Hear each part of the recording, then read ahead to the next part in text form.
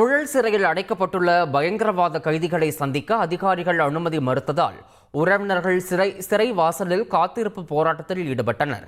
இந்து முன்னணி பிரமுகர்கள் கொலை வழக்கு, கோவை அத்வானி வெடிகுண்டு வழக்கு என பல்வேறு வழக்குகளில் தொடர்புடைய பிலால் மாலிக், பன்னா இஸ்மாயில், போலீஸ் பக்ருதீன் உள்ளிட்ட பயங்கரவாத கைதிகள் உயர் பாதுகாப்பு பிரிவில் அடைக்கப்பட்டுள்ளனர்.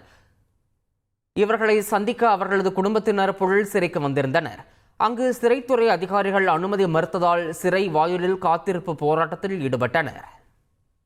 பயங்கர தீவிரவாதி அப்படின்னு சொல்லி போலீஸ்காரங்க 3 பேர் போய் அடிச்சிருக்காங்க. அடிச்சு இவங்க போய் வெட்டில் கிடக்குறாங்க. அவன் என்ன தவறு பண்ணாலும் ஆண்டவன் ஒருத்தர் இருக்கான்ல, அவன் பார்த்துக்கிட்டான்ல, அவன் தண்டனை கொடுப்பான்ல. ஆண்டவனுக்கு அவனுக்கு உள்ளது அதை விட்டுட்டு உள்ள போய் நுழைஞ்சு எத்தனை பேர் அடிச்சு அவனை தீபிடிச்சிருக்காங்கன்னு தெரியல சார். என் பிள்ளை நான் உயிரோடு கட்சி சார்பாக சிறைத்துறை ஏடிஜிபி கிட்ட சந்திச்சு சொல்லும்போது கூட நான் உடனே நடவடிக்கை எடுக்கிறேன். இன்ன வரையிலும் பக்ருதீனுக்கு கூட மனு கூட அனுமதிக்காம இருக்காங்க. அப்போ இப்போ இந்த சிறையில் இவர் எப்போ ஏடிஜிபியா வந்தாரோ சிறைத்துறைக்கு, அன்னிலிருந்து இது போன்ற கொடூரங்கள் தொடர்ந்து நடந்த வண்ணமே இருக்கின்றது.